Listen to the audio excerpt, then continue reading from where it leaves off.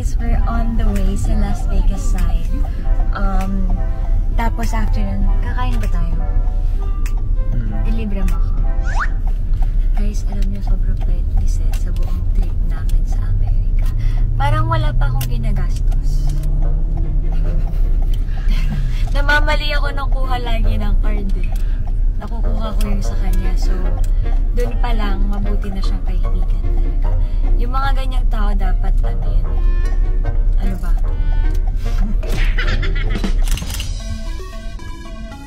Yung nasa notebook ko ng elementary ako. Tsaka pag may party. Flamingo. Guys, ano ako, Heaven?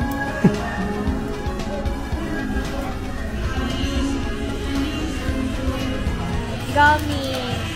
Hindi ko nadala yung na ano, sa bahay.